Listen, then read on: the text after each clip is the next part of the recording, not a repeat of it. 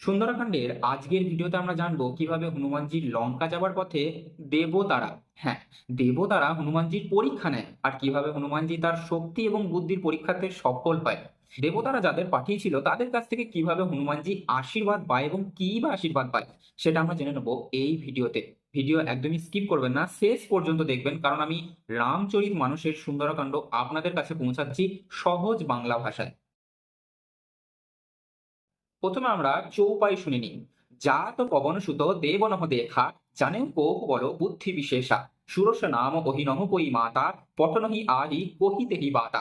অর্থাৎ দেবতারা পবন নন্দনকে আকাশে দেখতে পেলেন যে তারা উড়ে যাচ্ছে, তাই দেবতারা পবন নন্দন হনুমানকে পরীক্ষা করার জন্য একজন নাগ মাতাকে পাঠালেন, যার নাম কি ছিল আপনারা সবাই জানেন, সুরসা।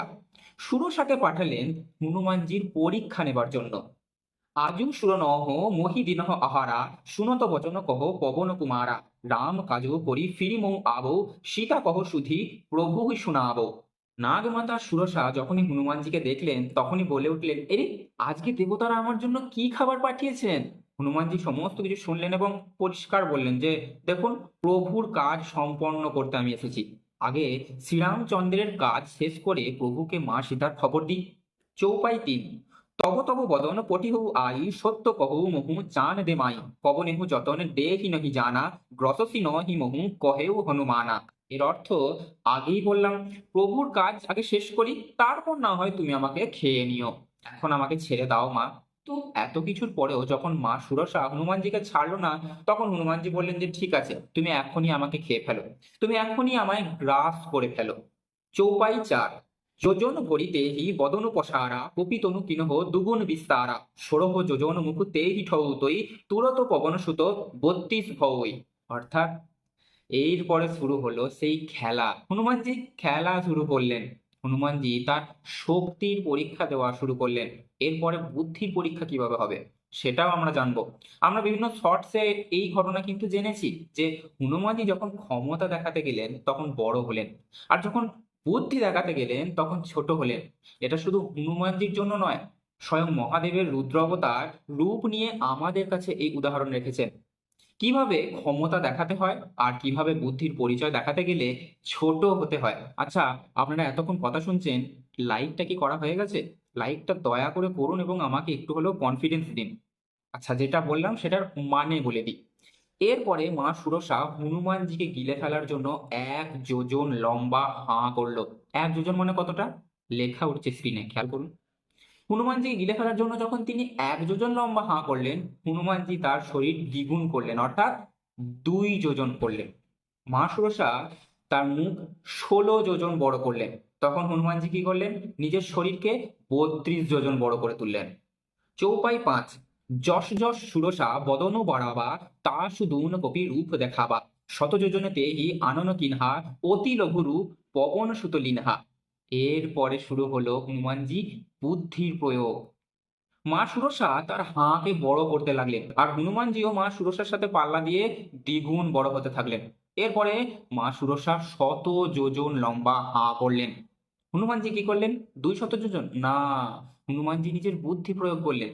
তিনি সব থেকে ছোট আকার ধারণ করলেন, অত্যন্ত লঘু রূপ ধারণ করলেন।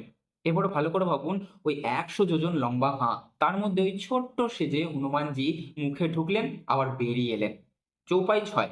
বদন পৈঠিকুনি বাহের আবা মাগাবিদা তাহি সিরুনাবা মহীসুর নহ জেহি লাগি পঠাবা বুধি বল মনমু তোর মই পাবা। মা সুরসের পরে কি বললেন? যখনই হনুমানজি তার ১০০ যোজন হাঁয়ের ভেতর থেকে ঢুকেই বেরিয়ে এলো, যখনই হনুমানজি তার ছোট রূপ ধারণ করলেন, তখনই মা সুরসা বললেন, তোমার শক্তি এবং বুদ্ধির মূল্যায়ন করার জন্য দেবতারা আমায় পাঠিয়েছেন। হনুমানজি তখন কিন্তু আর ক্ষমতা দেখাচ্ছে না, সে মুখ থেকে বেরিয়ে এসেই নতমস্তকে মা সুরসাকে প্রণাম করছেন। মা সুরসা প্রচন্ড খুশি হলেন, হনুমান তুমি সত্যি সফল হয়েছো, তুমি তোমার পরীক্ষায় একদমই সফল করেছো। এরপরে নাগমাতা সুরসা হনুমানজিকে আশীর্বাদ দিলেন। আমাদের বজরংবলীর কি কোনো আশীর্বাদের প্রয়োজন আছে? অবশ্যই আছে। যখন শক্তির প্রয়োজন তুমি বড় হও, যখন বুদ্ধির প্রয়োজন তুমি ছোট হও, তার সামনে নত মস্তকে দাঁড়িয়ে থাকো। এই উদাহরণ স্বয়ং মহাদেবের রুদ্র অবতার হনুমানজি রূপে আমাদের দিয়ে গেলেন। কি আশীর্বাদ দিল এবার আমরা জেনে নেব। দোহা, রাম কাজু সবু করিহহু তুমহ বল বুদ্ধি নিধান আশিস দেহি গই সো হরষি চলেও হনুমান। মা সুরসা হনুমানজিকে আশীর্বাদ করলেন যে তোমার ওই যে অমিত শক্তি, তোমার অসম্ভব শক্তি এবং বুদ্ধির আমি প্রশংসা করি। আর এই বুদ্ধি এবং ক্ষমতা নিয়ে তুমি শ্রী রামচন্দ্রের সমস্ত রকম কাজ সম্পন্ন করতে পারবে। তার কাজে যত রকমই বাধা বিপত্তি আসুক, সমস্যা আসুক, তুমি সেই সমস্যার সমাধান হবে হনুমান। মা সুরসা হনুমানজিকে এই আশীর্বাদ দিয়ে চলে গেলেন, আর হনুমানজি পরমানন্দে চলে গেলেন লঙ্কার দিকে। এর পরের ভিডিওতে আমরা জানবো হনুমানজি কিভাবে ছায়া ধরা রাক্ষসীকে বধ করলেন, যে রাক্ষসী ছায়ার মাধ্যমে ছায়াকে ধরে সেই জীবকে শিকার করত। যে চৌপাই এবং অর্থ আমি আপনাদের কাছে এই ভিডিওর মাধ্যমে পৌঁছালাম সেটি সুন্দরাকাণ্ড থেকে নেওয়া হয়েছে, যেটি আমি গীতা প্রেসের বই থেকে বলছি। কমেন্টে অবশ্যই জয় বজরংবলী লিখতে ভুলবেন না। জয় বজরংবলী।